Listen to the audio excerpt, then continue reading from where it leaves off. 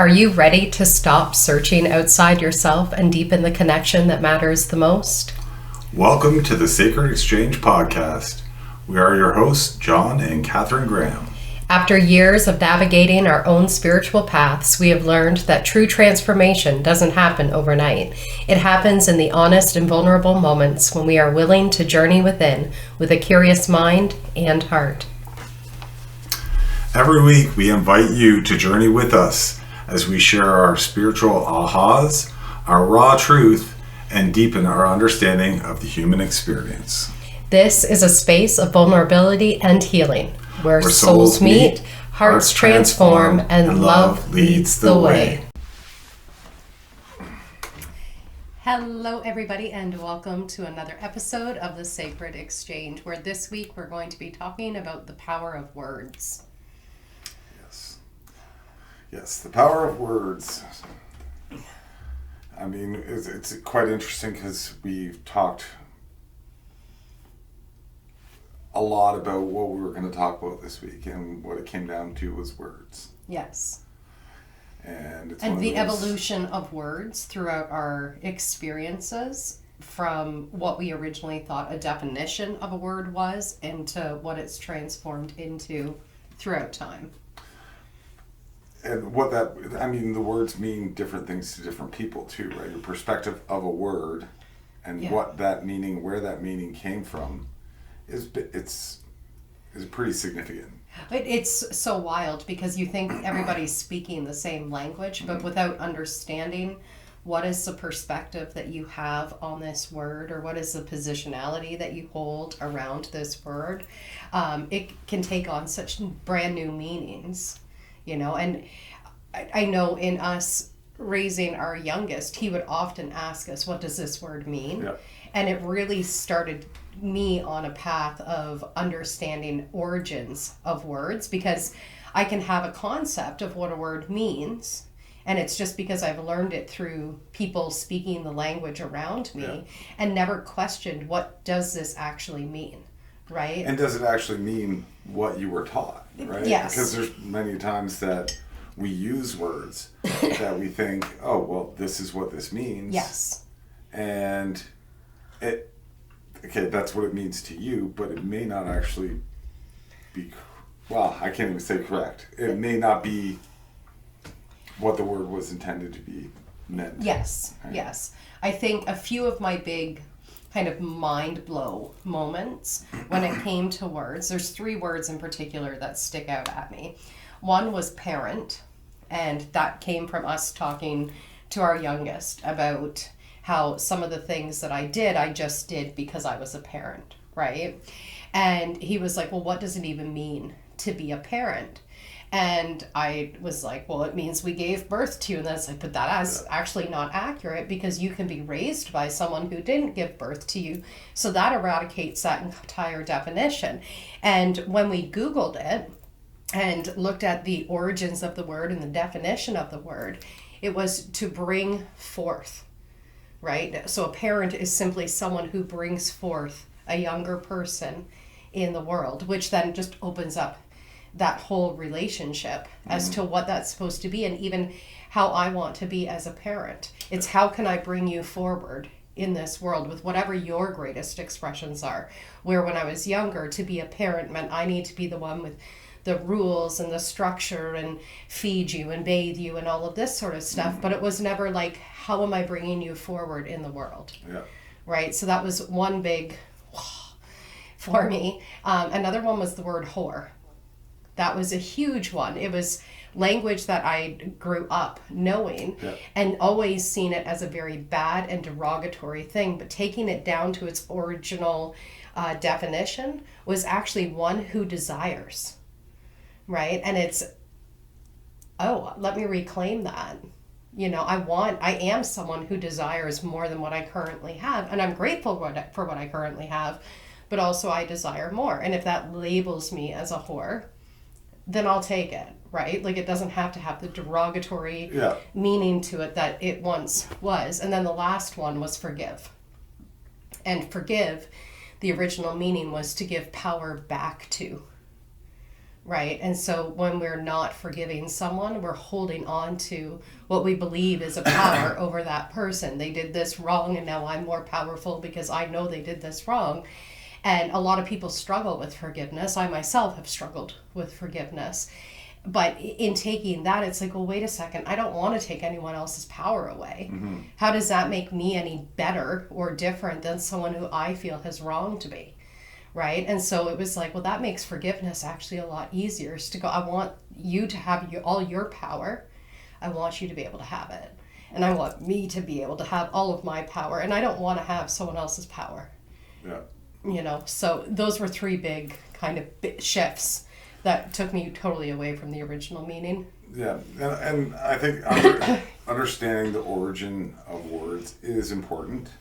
You know, we talked a little bit, I know we have before talked about, you know, how speaking is spell casting, and I don't think some of the origins of words I still would say are questionable, like, because we look it up and this is the origins, right?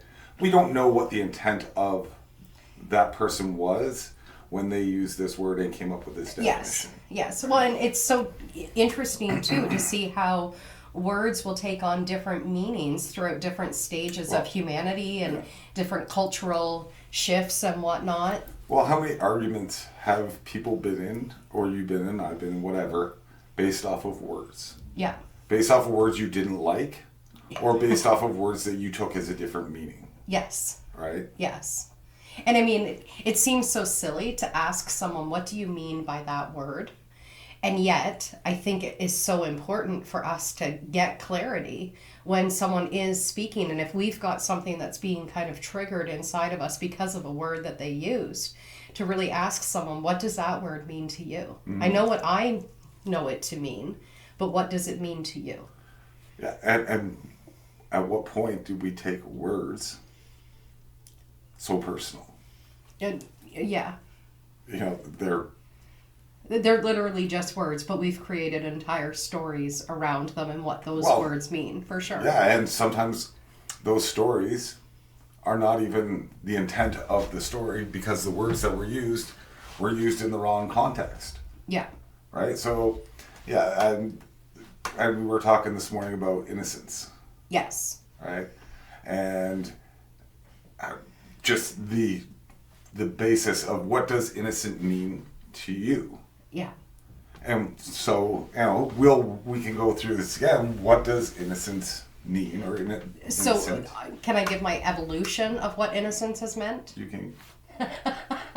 Okay. So originally, when I was growing up, innocence to me was like, you haven't done anything wrong, right? And so you're either guilty or you're innocent.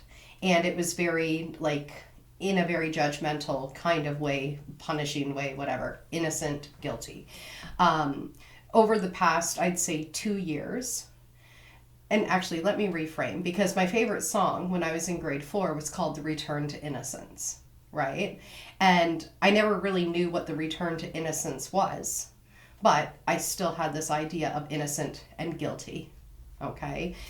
In the past 2 years, I've really undone a lot of what I knew to be true. And in that, I was able to find my innocence in, I'm going to call it a pure state. So my divinity is my innocence, and your divinity is your innocence. And if I can remember that, whenever you're acting whatever way you might be acting, like, this is an innocent being, it helps me to stay in a state where I'm not judging you for what your actions are. I'm looking past the actions and reminding myself of the innocence or the divinity that you are. Yeah, that's what innocence means to me. Yes, and my kind of rebuttal or whatever to that is, you know, there is really no innocence. Yeah. Right? Because then, I mean... Yeah, we're on opposite spectrums of this. Innocence is saying that you're admitting that there's bad and good. Yeah. So to be innocent would still mean, okay, you're in the middle, or you're this blank slate, but there's still the opportunity for bad or good. There's still wrong or right. Yes, and good or bad or whatever. However you and that's wanna... going into my old ideas of what innocence was, where I feel like the way I see it now is where that separation happens, the good or bad, the right or wrong or whatever. I'm trying to see beyond that, right? Mm-hmm. Because if I can remember that this human experience is just a human experience, right? And as long as I'm in this avatar, I'm going to have opportunity to see so much illusion around me.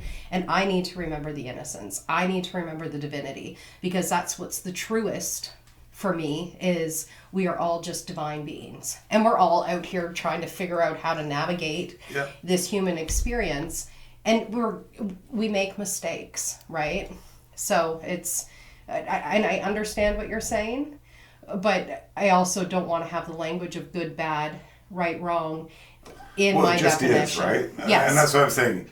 There is no innocent. You are just who you are. Yeah. The decisions you make, the path that you follow, the things that you've done, not good or bad. Yeah. Not innocent or not innocent. Yeah. I know. Just are. We're very similar in our definitions of it, but there's also slight variations. Yeah. Yeah. But what I'm saying is, it's almost exactly the same. Although you're calling it out as divinity. Yeah.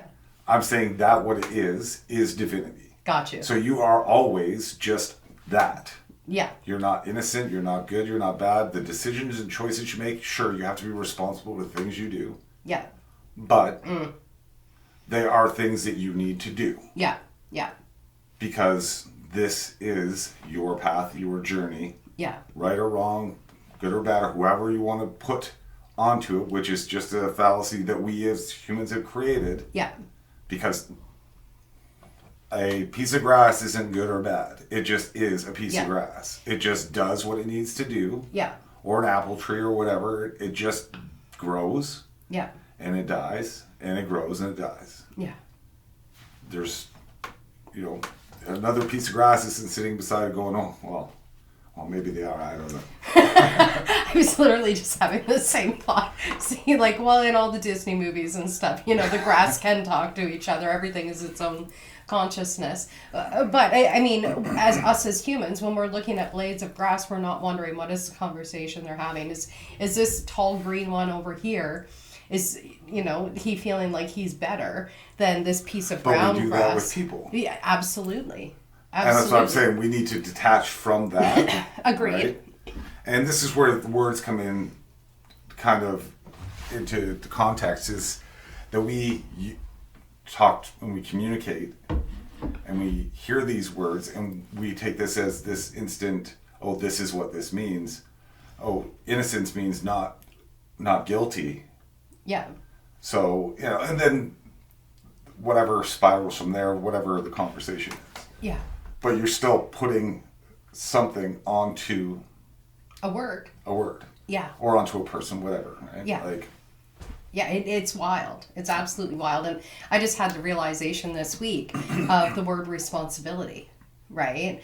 And it kind of goes into this idea of innocence or guilty or whatever. But I've been saying a lot in the past couple of years that if it's showing up in my reality, I'm taking full responsibility for it, which means I'm going to go within myself and see what parts of myself are contributing to this creation of what this is. And then I have heard people say to me, you can't just take responsibility for everything.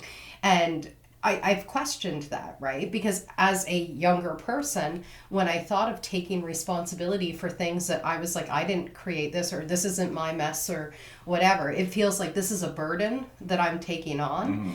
Mm-hmm. But if I am the creator of my life, then anything that's showing up in my reality is actually my responsibility, right? And it's very freeing to think of that, because especially when we're all trying to have some sort of idea of control, right? The only thing I can control is me.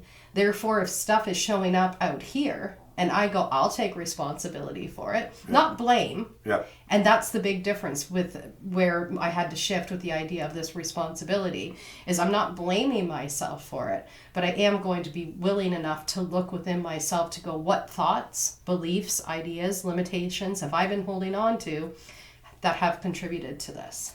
And I guess, so along with responsibility, Yeah. I see it as acceptance, right? Where it's like, Okay. yes, I'm the co-creator of this Yep. life that I'm living. If good or bad, whatever the situation comes up, I somehow have created this. Yeah. So I can't go and condemn whatever that situation is right now and go, oh, I can't believe this world has done this to me, blah, blah, blah, blah, blah. I've created this. Why did I create? What do I need to see out of this? So I have to accept Yeah. what this is I'm creating and giving back to myself Yeah. for some purpose. Yeah. And then in that, it's try to understand, okay, I accept, it's not preferred, I accept this. Yeah. What is this trying to tell me? Yeah. And that to me is that piece of like stepping into that responsibility Yeah. of, okay, so I accept that this is in the reality right now. And now I notice I don't actually prefer this. So what part of me created this for me to see out here so that I can go back in here and uncreate whatever it is I'm not preferring out here. And it's so amazing when you can give yourself that simple tool to be able to see what are those beliefs that I've got going on. One thing that came up for me this week, I had an ego trigger, and I could see that what was coming up in me and the emotional expression that I was going through, that it was based on past events that I could see were not absolutely true right now, but I also couldn't seem to let go of what the fears were. And when I was able to go within myself to go, okay, I'll take full responsibility for this, what it came down to was a feeling of lack of protection, right? And so doing clearing on myself about that, because and here's the thing, when I believe that I am a sovereign being and I am guided by God, what better protection do I need beyond that, right? It's that trust, right? Yes, and so it's like, oh, I've got parts of me that still believe that I will be attacked, right? So it's still these kind of nuances of separation from God, or parts that believe that they are separated from that they aren't protected. But it doesn't necessarily mean that it's true. You know? Yeah.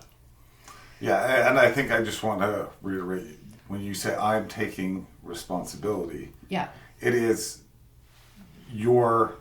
it's the same as me saying acceptance, right? It pretty You're much. not saying I'm taking this on. I'm putting on the backpack. You're saying I'm accepting. I'm okay with this. Yeah. Because I know this. I trust that this is in my purview for purpose. Yeah. Right? Well, it's so interesting because we often talk about we are creators of our lives, right? And go out and create the life that you want and la-di-da-di-da. And so, we make our vision boards and we talk about the things that we want and stuff. But a lot of times we're not looking at what am I actually creating this from, right? Am I creating this big mansion vision of this huge house that I want because I truly desire a big house? Or have I always been searching for home? And I think a mansion is the way to do it, right? And if I've got this idea of a lack of home inside of myself, then I'm probably going to face a lot of limitations when it comes to trying to manifest this big mansion because I haven't found home within myself. Yeah, and this is where I think, going back to the words piece, it's very important that you know the intent of your words. Yes. As you're just saying, you can manifest a lot of things. Right? You can co-create your world. But if the language you're using and the intent behind the language and the words that you're using don't match what your vision is, you're going to see a very different outcome, right? Like you said, if you haven't found home within yourself, life may throw, you're going to create these things to find that home within yourself. Yeah. If your vision is that mansion, and whatever that is, be very intentful of Yeah. your words of what you're trying to manifest. Absolutely. And not just your words. Know your words and know the intent behind what you're saying. Yeah. Right? I think Mike Dooley was really great at explaining some of like this manifestation stuff. And one of the things that he talked about is like a lot of times we focus on like this external result that we're trying to create in our lives. And he's like, just get down to what is the emotional feeling that you're trying to create. Because as long as you can focus on that, and truly understand why do I desire that or why do I feel separate from that, it makes it so much easier for those things to then start to show up in the external reality. But I think a lot of times, because we don't recognize at all times, and that's the thing, at all times, we are creating our world. Yeah. Right? And so every thought that we have, whether we speak it out loud or not, we're creating our world. Yep. Every emotional reaction that we have, every emotional response that we have, the words that we use, like we are so powerful. Yeah. Right? And a lot of times I feel like we don't want to take that responsibility for the power of our words. Right? We all, oh, I didn't mean it like that though. Yeah. Okay, well, let's just get impeccable with our language then. Yeah. Are these words needed right now? Yeah, and I think we do this, and maybe other people do as well, is, like you said, about chasing the origin of words, or we'll have, like this morning, we had a 30, 40-minute conversation about one word. Innocence. And I think last night we had another big discussion about trust, right? Yeah. And like, just where did this, not just where did the word come from, what does the word mean to you? Yeah. And where are there different similarities of this word used, but used in a different context? Yeah. Where this should be used and it's not used for purpose. Yeah. Because remember, like, I think we were talking about the Bible. Yeah. And we were talking about fear not. Yeah. Right? When you think about that, just think about that word fear. You say fear, it for everybody, it brings up something different. Yeah. Right? It may strike a chord to be like, oh, I need to be alert. Yeah. Or it might be, okay, yeah, I'm always afraid, I have high anxiety. But as you're saying, like in the Bible, it says fear not quite a bit. Yeah. And I question, well, why doesn't it say, like trust? Yeah. Trust that you are protected. Yeah. Rather than this fear. Yeah. Because fear, it grabs you, right? Yeah. Where it kind of is like, okay, now I'm kind of stuck. I know I'm not supposed to fear, is, but I'm afraid because I'm fearing. Yeah. Where to me, I was like, well, if the Bible should, to me, just to me, should be more, trust that you are protected, not fear not. Yeah. Trust that I am here, that I'm always here. Yeah. And to me, that fear piece shouldn't even be in the conversation, but that's, again, just me. Yeah. Well, and I mean, I think, or I assume, because the Bible was written when it was written, and I understand it's been updated and stuff since then, but we've really stuck to that original language. But and it's like, okay, did the person get the message, do not fear?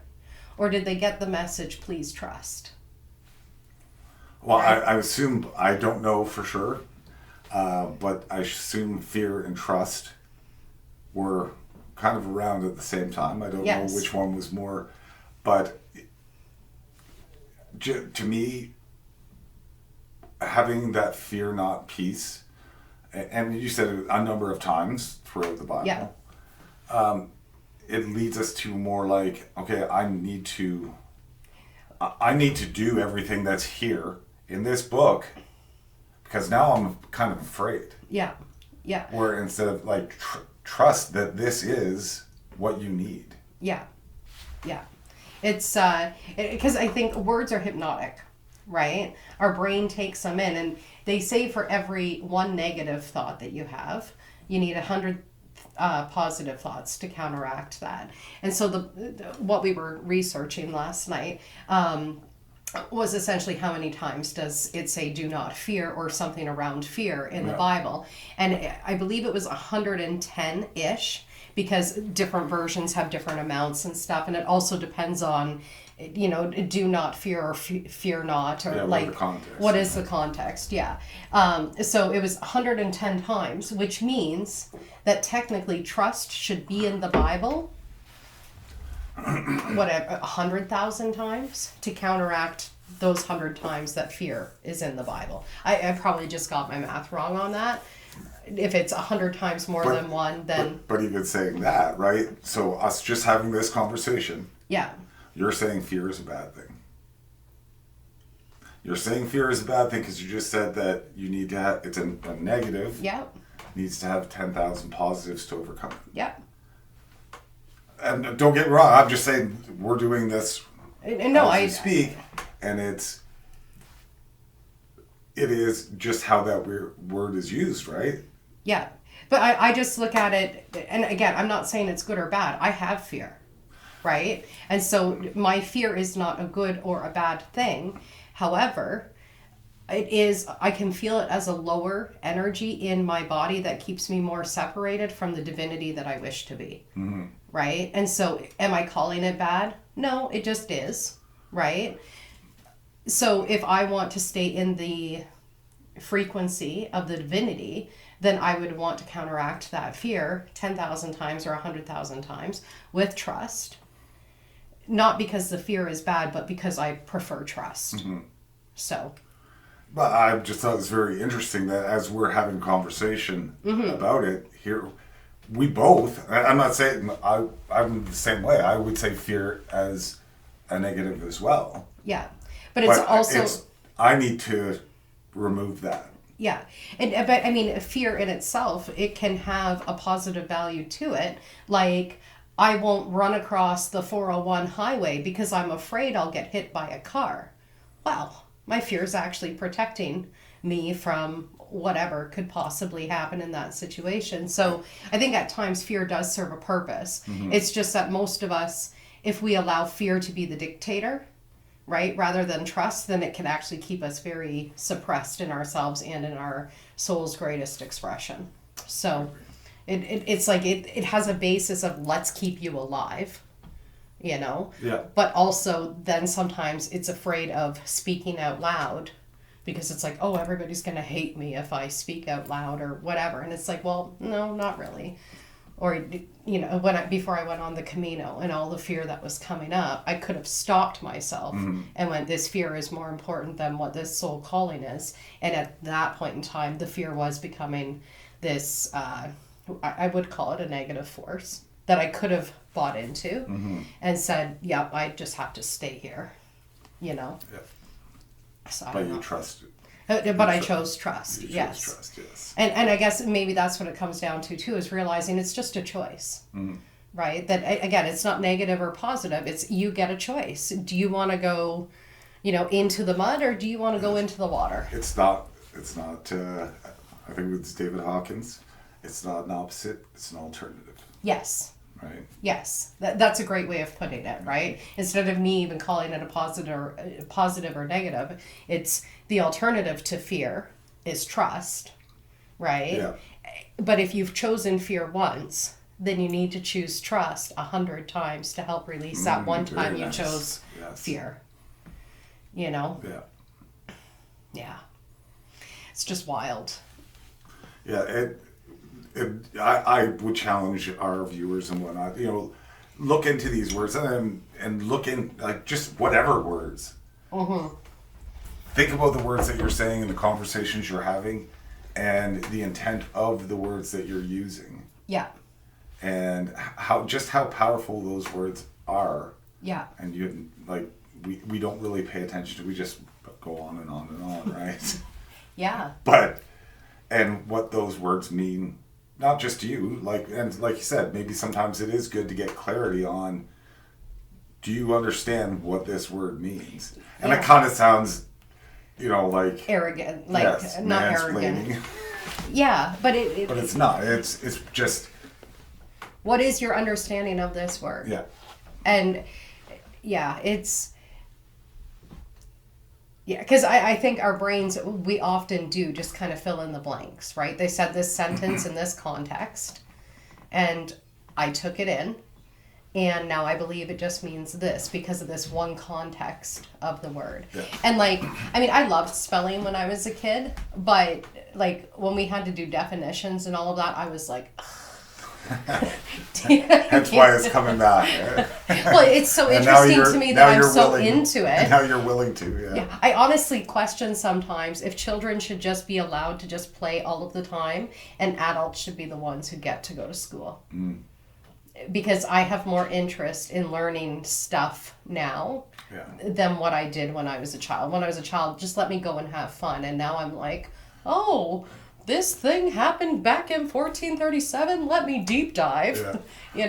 And I don't want to say we're very much into unlearning, but we are into understanding where these things come from. Yes. Right? And sometimes it is unlearning. Sometimes it is, you know what? This is what I was taught because this is what everybody was taught. Yeah. But it's not really the way. Yeah. It's not really correct, or it's no longer correct, or it no longer stands true, or we've grown. They question whether it was ever correct in the path, how that would look differently if it was a different way, right? Yeah. There's a quote that I've always loved. I don't actually know who said it, but essentially it was aerodynamically, the bumblebee can't fly, but it doesn't know that, so it goes on flying anyways. And this is a quote from the early 1900s, okay? And so what I always loved about that quote was like, wow, so because it doesn't have this belief, it's able to just do this thing. Fast forward to the late 1900s, and scientists are like, oh, actually, we didn't understand aerodynamics back then. So the bumblebee actually should be able to fly because of what we understand with aerodynamics now. And then I thought, when I read that, I was like, well, thank God the bumblebee couldn't speak that language and didn't get constrained by someone else's belief of what it was trying to express, because it just did it so naturally. Yeah. Right? And so it's just wild to me how our beliefs of how something should work or can't work. The bumblebee is just one small example of that.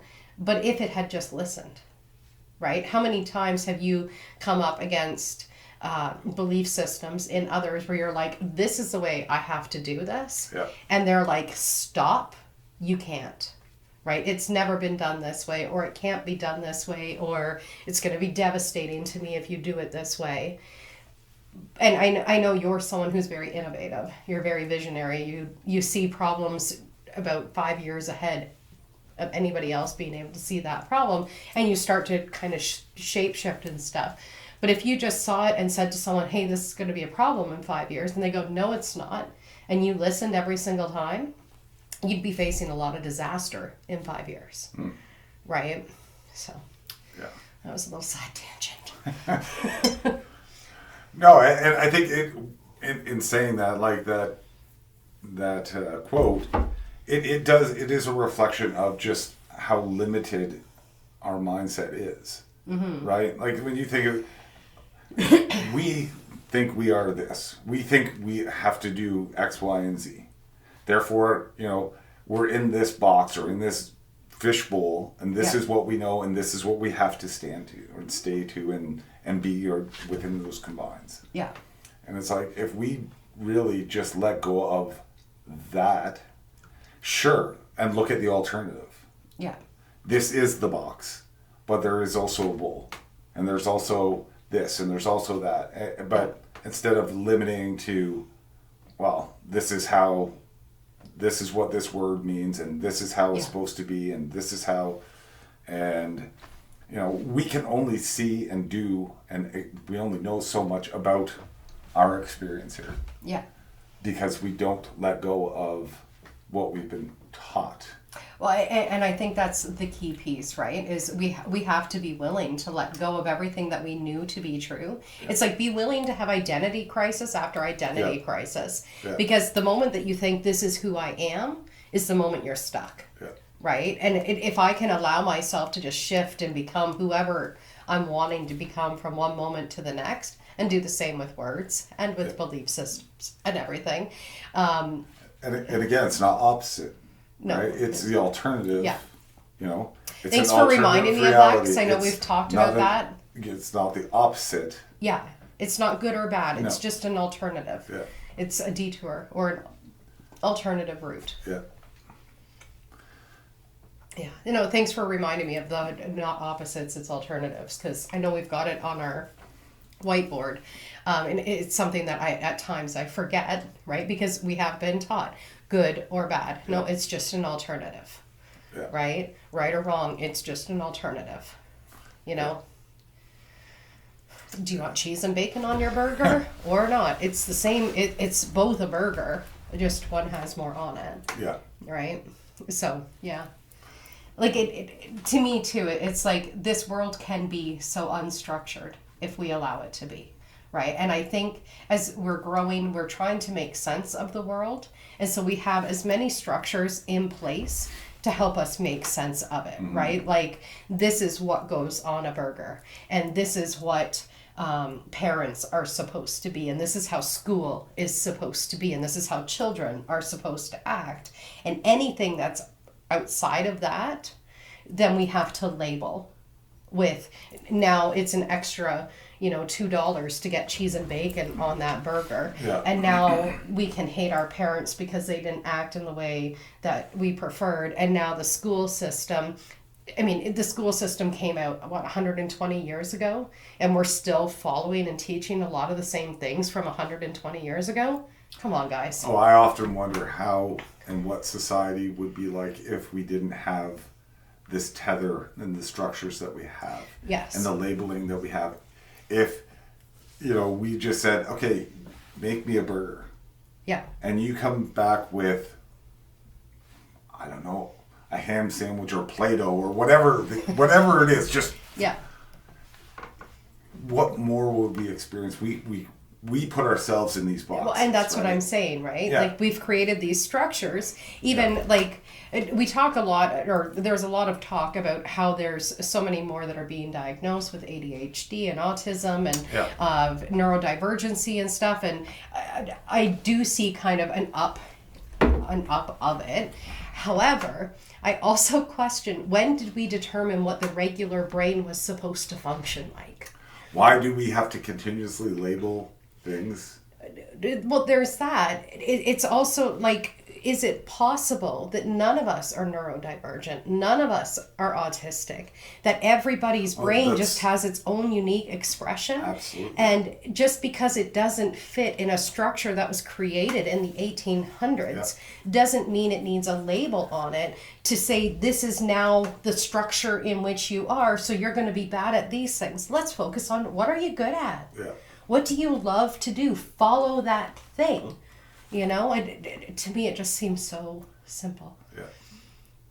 Yes, labels is another big one for me, right? Yeah, that's your trigger word. Well, no, it's actually great because I didn't fully understand why labels triggered me so much. But then coming to this conversation, it makes perfect sense. Yeah. We have to put and make all of these little divisions and labels for everything so we can function within this. But we really don't. Yeah. We can I can be accepting of you. I don't know what your brain is. I don't, but I accept you. Yeah. And you are just doing what you are doing. Yeah. Well, and it's like, I don't need to label you as, you're Catherine with this. Because the more we start putting labels on these things, we start creating these little pockets, right? Yes. Oh, you belong here, and you belong here, and you with belong each of those here. pockets, there becomes sometimes invisible and sometimes visible expectations of what that's supposed to look like. So now, if you've got me labeled as, this is Catherine, Catherine is a woman, Catherine is a mother, Catherine is a wife, Catherine is a healer, there's a bunch of expectations that come along with each of those roles. That if I shift out of that where you think a mother is supposed to be like this, what are you doing? and then it's like, but you do that, but you're a mother. You're not supposed allowed to do that. Yes, and it's like, it's so wild how our perspectives can really limit people. And I always go back talking about school systems and how different people's brains function and stuff. When one of our children was in like the gifted program or whatever, the way that they did their school structure was essentially they said to the kids in, say, October, we're going to learn about science now. What are you most curious about in science? You've got 2 months to research something, bring it back to the class, and do an entire presentation for the rest of us on this science thing that you're interested in. And so there was kids that did like prisms. There was kids that did DNA stuff. I don't even remember what our kid did. Crystals? I honestly. You don't remember? Okay. There was a lot. Yes, there was a lot of different avenues that they Yes. all took with science. And instead of saying this child is this or this child is that or whatever, the whole school structure of that just seemed to be, what is your passion? Go and research your passion. And we're not going to label you with anything. We're just going to allow you to bring forward whatever gifts you have. And it was so incredible to watch. Meanwhile, you go back to the regular public school system and it's like, no, you need to learn about rocks and minerals. I don't care if you're interested or not, do a project on it. Yeah. Right? Like it became that much more structured. One is waiting, right? Yeah. One is waiting for the information. The other one is seeking the information. Yeah. And I want to I agree, like, the learning concepts of those two are far different, and I'm more of the belief that, yes, we should be wanting to know, but there's a lot of people that wouldn't move, right? They wouldn't seek the knowledge. They wouldn't want to, whatever. Hence why we have, you have to, just regular schools where this is how you have to learn. We're teaching people this. See, I disagree with that. I truly believe, just after raising all of our kids, I think kids come with a natural curiosity. They do. I think everybody does. Well, yes, because kids become adults, and so we all have a curiosity. But I also think that curiosity can be killed. Right? And a child who is able to ask questions, who's able to explore, who's able to follow whatever passions, like, I know so much more about this world from the different curiosities that our kids have had throughout the years. Things that I never cared about. And it's like, I could list off all of the sharks in the world right now, because of that curiosity. I think we all have it. But I do believe it does get killed out, or I don't like using the word killed. It gets dampened by a lot of the structures that we have, where asking questions is not okay, where you're not able to follow your passions in normal structuralized settings. Yeah. Anyways, back to labels. Sorry. What I wanted to the point I wanted to make before, and this is why we're talking about words, is that the amount of division this structure and these labels have created. Yes. Whether people, sure, now I belong to this group. Yeah. And you belong to this group, and you belong to this group. Now you're here, and I'm here, and we're never going to be here. Yeah. Yeah. For us to truly succeed as a species, as a society, we all talk about this oneness. We all talk about being together. Yeah. Until we accept that we don't need these labels, we don't need, sure, you can call it whatever you want. Call it autism, you can call it these things. Yeah. Do you have to call it these things? You're different. I'm different. Yeah. You're different than me, I'm different than you. Yeah. Oh, see, I just created a label because I just said there's difference. Yeah. But we are just here. Yeah. Experiencing this world. And see, I see it kind of similar with like the idea of responsibility, that there's kind of like this pendulum swing between the word of like the blame or the responsibility, like I am the creator of this, okay? And so with the labels, I think at times it is an invitation for people to feel like they do belong, right? That's what us as humans, we crave, is this sense of belonging. And so when we can find a label, and this is where I think there's got to be a balance in the pendulum. So if we can have a label that says, okay, I have ADHD, or I am autistic, or whatever the label is, and then you've got other people who you're like, yes, your brain works the same as mine, or whatever. Awesome. But also, this is not all that I am. Do you know what I mean? Mm-hmm. Like, don't get yourself so stuck under one label that nothing else can exist in that, right? So I think we need that sense of belonging, but also not an over-identification with it. I think we're saying absolutely the exact same thing. Sure, these things are there. Yeah. But they're not who you are. Yeah. You're not just a mother. You're not just a wife. You're not just a healer. Yeah. You know, you're this being. Yeah. Yeah. And I'm this being. Yeah, and this being, and just having that label, it feels so much more freeing than any of these other kind of labels. Yeah, because you start to think, oh, I have to do this, and I have to do that. Well, I have ADHD, I have to act this way. Yeah. I understand that we want to understand each other, right? Yeah. So understanding that somebody has something, I get that. Yeah. Because, you know, talking to people and how you interact with a person can change based on whatever that disposition is. Yeah. But I don't think it is something that we should hold, like I said, it's not what you are. It just is something that's in... It's one piece of your puzzle. Yeah. Yeah. And it's one piece of a much bigger whole. Yeah. So, yeah. And more so, it should be an invitation, not a label, right? It's an invitation to go, okay, I want you to understand me. Yes, absolutely. I don't want you to tell me that I've got this bad habit and I'm this because of this. Yeah. I want you to understand I have this, Yeah. so you know how to communicate with me. Yeah. Instead of we do this, oh, you belong in this group and you belong in this group. And and we're all special and Yeah. Yeah, labels is a big one for me, folks. Yeah, you've been fighting labels for a very long time. And it's interesting because I was always like, no, I do want these different kind of titles, right? Like I do, there is a part of my brain that likes to have a label for what this is, right? And so I could look at, when I really dove into astrology, right? It's like, oh, this is my sign, and this is my rising sun and my ascending and all this other sort of stuff. And this helps me make sense of myself, right? And so with these labels, if I always know when I look up a Capricorn and an Aquarius, because I was born on the cusp, I'm going to be able to find parts of myself being reflected to me by having this label, right? And so I do believe there is like this kind of benefit to it. And so I used to kind of fight you on this idea of labels. We're still kind of having a fight right now.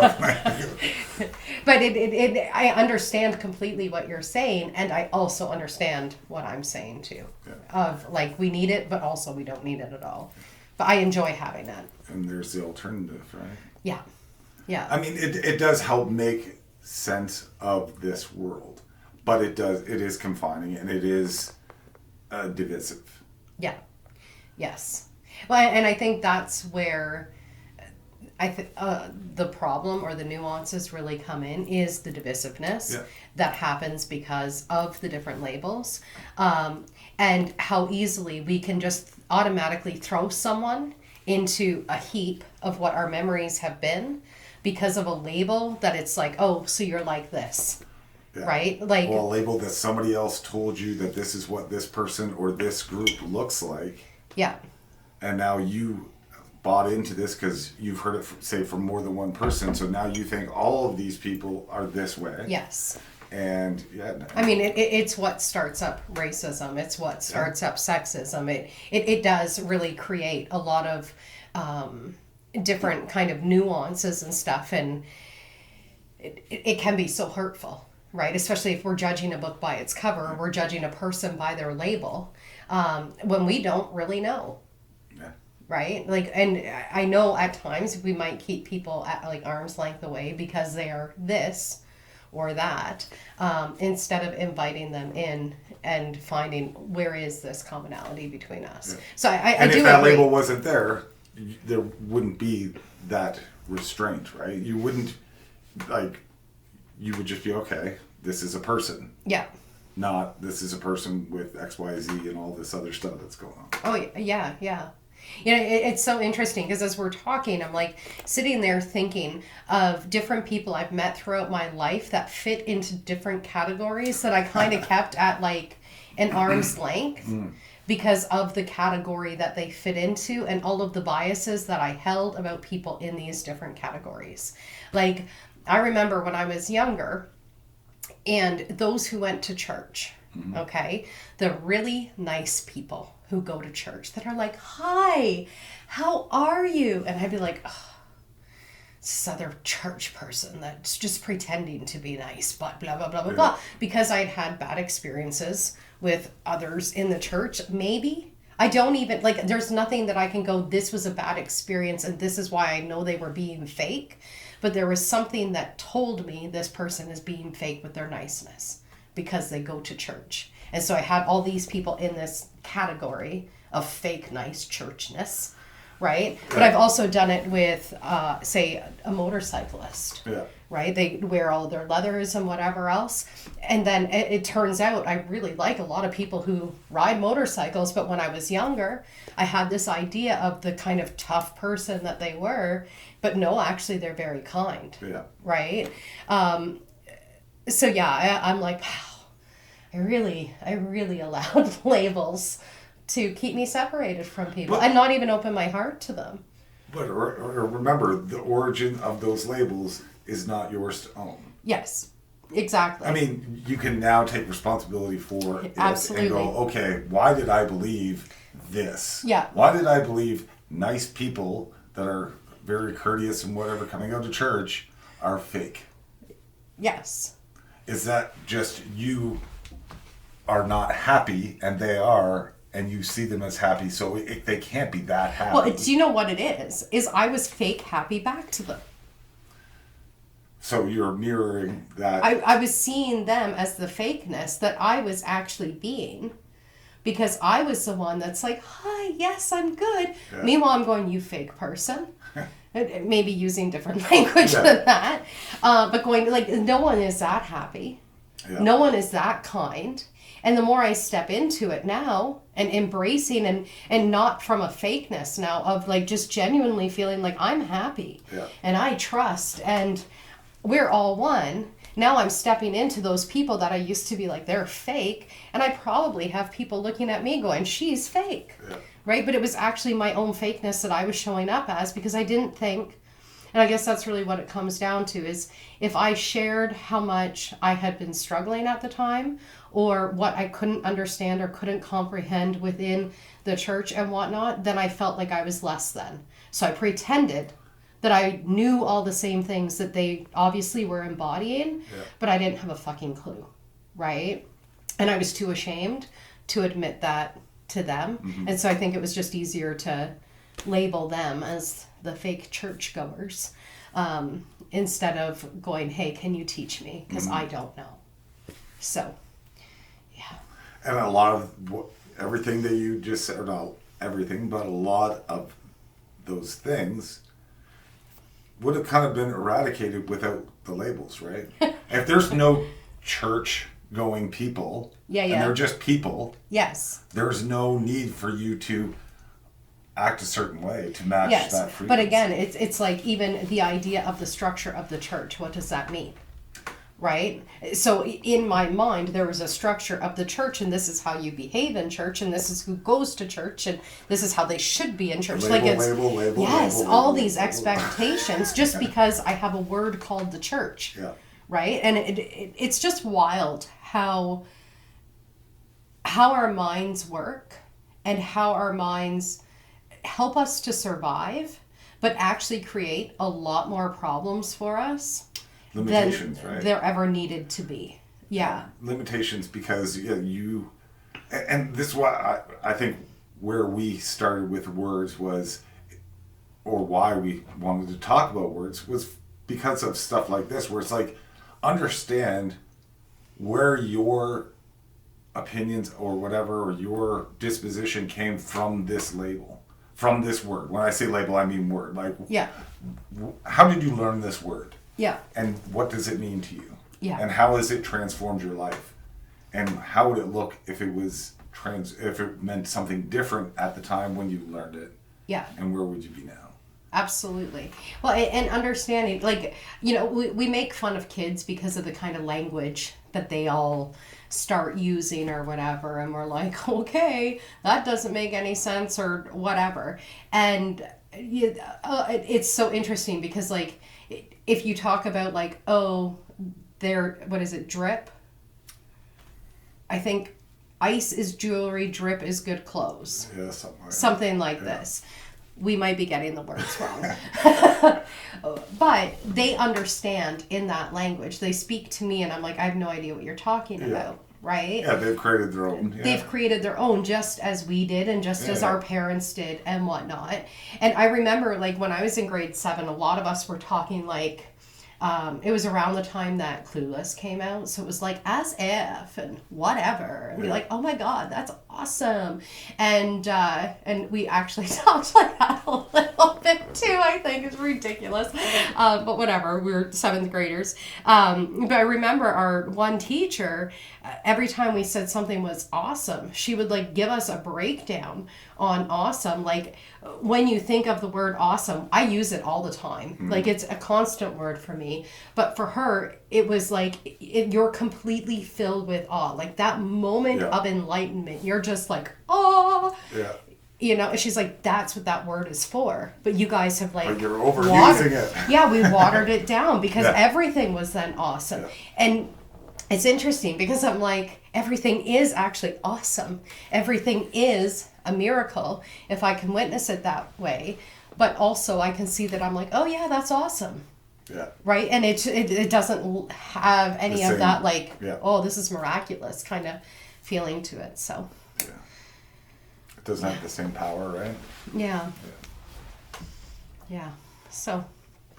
Yeah, it is definitely something to practice or something to try. Is just look at, I don't know, a word, something maybe you use quite often. I was just going to say that. And just question where did this come from? Or, you know, and how am I using it? And it's not just how did it form my life, right? Because we talked about, I think this a little bit last week, is about how is it the words that I'm using, now how am I changing somebody else's life? Yeah, the impact. Right? As the conversation we're having, I know what the word means, or I know what the word means to me from how I learned it. Yeah. Right or wrong or alternative or opposite. Yeah. But now I'm taking that in my sense and I'm communicating to you that word. Yeah. Does it mean the same? And if it's similar, how is it changing? Like the telephone, right? Okay. Yeah. Well, it you know, telephone. Remember the game with the telephone, right? You tell a story and then the person changes. No different. What it just reminded me of is the first time you called me woman. Yeah. See a trigger happen real fast. Got another one for you. What's that? Princess? Yeah. Yeah. So the one time you said, I'm your woman. I think, or something like that. Yeah. It wasn't anything harsh or you're anything. my woman, or and I'm your man. You know. Yeah, but I was like, don't refer to me as a woman. Yeah. Like, oh, but I am one. But it just, like, you know, in like 80s shows, 90s shows, it'd be like, woman, get over here. Yeah. And I was like, no, we're not going to do that. Yeah. Right? And now it's like, no, I am a woman and treat me as such. It was just a word. Yes, and then, but different. Same with princess. Like, when I used it, I can't remember what cartoon it was, but I remember there was somebody that you said, okay, princess. And it wasn't like it was just something they said after whatever interaction, and the person they were talking to was a princess. Yeah. And that's kind of what it came up. Yeah. And Okay, princess. And I was like, yeah, no. But I mean, for me, or perhaps for all women, I don't know, to hear okay, princess means I'm being too demanding, I'm being too commanding, I'm being too much, and they don't like it. So now they're calling me a princess. Isn't it amazing how words can... Yes. And there was such a fire. I mean, this is years ago. Yeah. It was like, I don't know, it's probably 17 years ago now or whatever. But yeah, I was so like, don't you ever call me a princess again. Treat me like one, but don't call me one. So, yeah. But yeah, our words can be so powerful. And I think, you know, sticks and stones can break my bones, but words can never hurt me. And I do believe that's the biggest BS because... well, actually, no. I can't... Talk yourself into that one. I absolutely did. When I was a child, words absolutely broke my heart. Yeah. They had that much power over me, anybody's opinion of me, whatever. But now I can see that it was just me being triggered by a word. So taking it personal. Yeah, I was absolutely taking it. I mean, that's another word that I think we overuse is this trigger where it's like, no, you're just taking the word personal and it's just a word.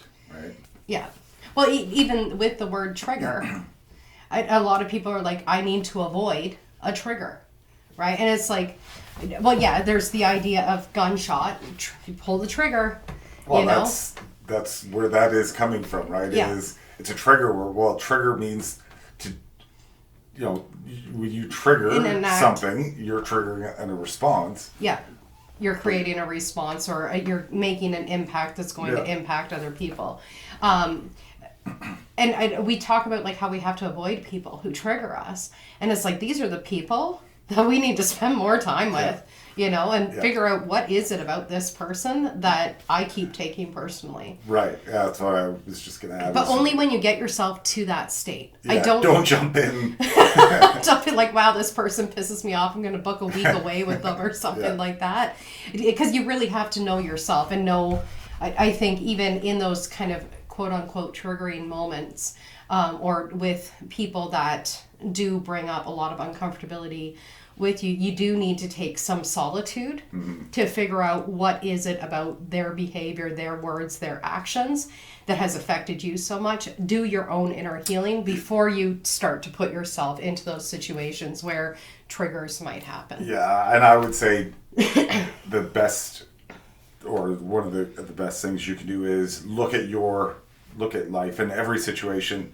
Am I taking, or how am I taking this personal? Yeah. Right? Is it, you know, this person is making me mad, or is it, am I the one taking it personal and then I'm having a reaction because I'm taking it a certain way? Yeah. Well, and I'm just going to reiterate just after what you said there. Nobody gets to make you mad. No, right? Like anger is inside of you. So if someone does something and you get angry, it's because you just had anger inside of you. You chose. Well, it's chose, but you have it inside of you. If I cut you, you will bleed. Yeah. Right? My action is to cut you. Yeah. Your action is to bleed. Yeah. And you only bleed because you have blood inside of you. Yeah. Right? Not saying that I want to cut you. That's good. Yes. But it's the same if you get upset about something by something I've done. You have an alternative choice, right? Yes. You can either get upset. Yeah. Or you can want to understand and be curious about what it. Well, and it's so interesting too because we say don't take it personally, but also take responsibility, which would mean that there's a personal aspect of that you have to go, why have I created this? And I think that's exactly what we're talking about is taking that personal responsibility where it is, I will take responsibility for my actions, my reactions. Yeah. And I'm going to take that personally. Yeah. To look into whether I should be angry and what that all looks like. Yeah. That's my acceptance of this. Yeah. And what I've learned through all my experiences, I never should be angry. No. Like, it's like I can always bring myself back to a state of peace. Yeah. And it doesn't matter what it is. It's like I can unravel it, which means that you guys can too.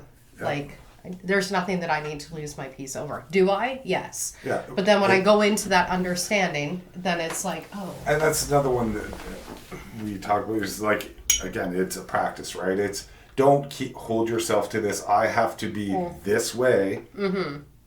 We're sitting here talking to you guys and we're saying, no, we don't always get this right. Yeah. But we try.